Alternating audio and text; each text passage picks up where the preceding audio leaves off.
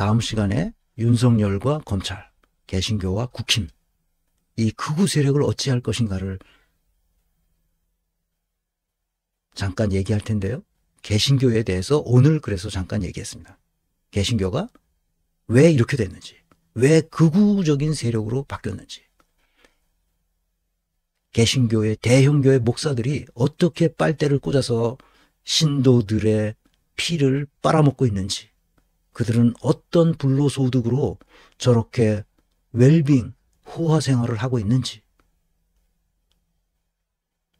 우리가 정신 차려야 됩니다. 내가 오늘 얘기하려는 얘기가 하도 많아서 벌써 1시간 반이 지났네요. 법원의 판단이 옳았다는 것은 구속 연장을 불허했습니다. 법원이. 그래서 검찰이 네가 무슨 또 수사를 한다고?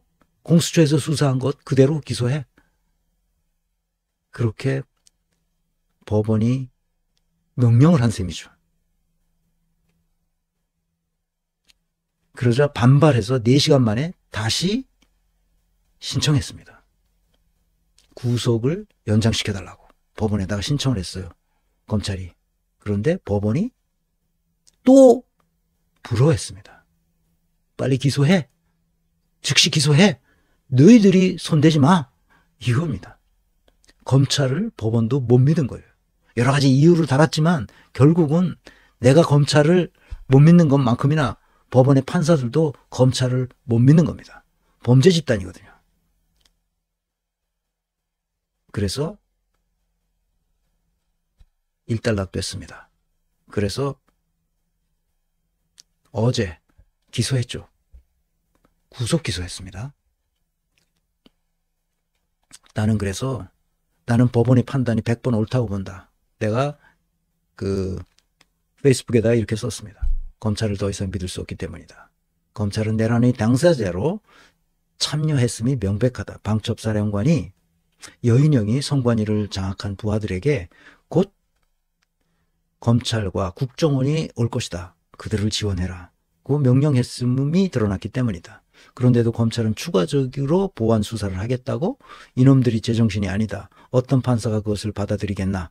나 같아도 기각하겠다. 사정은 이렇다. 첫째, 검찰은 경찰이 청구한 경호처 차장 김성훈의 영장을 기각했어요. 김성훈이 체포되면 대통령실 서버를 압수할 것이고, 그러면 김성훈이 사라지면 남는 것이 김건희인데 검찰이 김건희와 무슨 짓을 했는지 소상히 밝혀지게 되죠. 그러니까 김성훈을 구속하지 못하게 영장을 기각했던 거죠. 그런데 김성훈을 풀어준 것은 검찰이 지금 캥기는 것이 있기 때문이라고 보아야 한다. 나는 비화폰을 가지고 있던 김건희가 윤석열을 지휘했다고 생각한다. 김건희가 지정해준 날짜와 시간을 맞춰 윤석열이 계엄령 선포를 실행했을 가능성이 높다고 본다. 김건희와 윤석열이 평생을 무당에 의존해 왔는데 이 중대사를 어찌 스스로 결정했겠는가. 둘째, 윤석열을 최대한 빨리 기소해서 구속 수감 상태에서 형사재판을 빠르게 진행하는 것이 중요하다. 재판 과정에서 수사의 미진한 것들이 드러나게 될 것이다. 그래서 특검법을 조속히 통과시켜. 특검을 반드시 해야 됩니다. 미진한 것에 대해서 특검에서 추가 수사를 해서 공소장을 변경해야 한다. 시간이 금이다.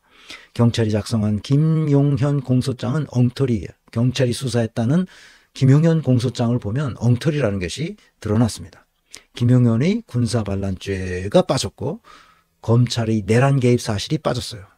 엉터리죠. 셋째, 비상계엄 사태는 소위 김건희, 윤석열, 명태균 게이트와 불가분의 관계가 있을 것이므로 이들이 무슨 짓을 했길래 느닷없는 내란 범죄를 저지를 수밖에 없었는지 그 인과관계를 함께 따져봐야 한다. 김건희도 내란죄에 연계되었을지도 모른다. 노상원처럼. 이것은 내가 이 분야의 전문가가 아니기 때문에 내 뇌피셜이에요. 자, 구속 기소했습니다. 26일 날 구속 기소했죠. 그래서 대검찰청은 이렇게 변명을 합니다. 법원이 그렇게 했기 때문에 이제 할 수밖에 없는 건데, 대검찰청은 검찰 특수본의 구속영장 발부된 대통령에 대하여 그간의 수사 경과에 비추어 구속을 취소할 사정이 있다고 볼 수 없고, 그러니까 구속 상태로 기소했다는 거예요. 구속 수사를 앞으로 구속 재판을 계속 받는 거죠. 김용현 장관 등 주요 임무 종사자들에 대한 면밀한 수사를 통하여 확보한 증거와 조지호 경찰청장 등 경찰에서 송치한 수사 기록 등을 종합할 때 혐의 입증에 필요한 증거를 충분히 확보하였으므로 구속 기소가 상당하다는 의견을 종합하여 공소 제기를 지시하였다. 요거를 보면 돼요. 뉴탐사를 요거를 보면 요 심우정이 무슨 짓을 하고 있는지 알 수 있습니다. 이게 심우정이 아주 나쁜 놈이거든. 그러니까 잘 봐야 됩니다. 윤석열은 자기가 한 15번이나 그 허튼 수작을 했는데 그 법원에서 또는 헌재에서 일체 봐주질 않았어요. 15번 시비를 붙었는데 다 무시해버렸습니다. 다 기각. 윤석열 패. 15전 15패. 정재준 선생이 나한테 이거 보내줬어요. 정재준 선생은 최근에 울산에서 일하다가 최근에 이 수도권으로 올라왔어요. 수원 광교에 거기 어떤 회사에서 일자리를 옮겼다고 굉장히 좋아해요. 나한테 전화까지 하고 득달같이 무슨 일만 있으면 나한테 이거 메신저로 계속 보내. 그래서 무슨 일이 있는지 젊은이들이 특히 무슨 거에 관심이 있는지 내가 알게 됐어요. 정재순 선생이.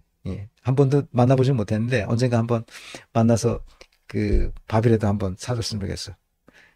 내 이 강의를 듣기 시작한 이후로 계속 뭔가를 보내줘. 아주 대단한 사람이야. 이게 15전 15패도 어젠가 오늘인가 보내왔어요.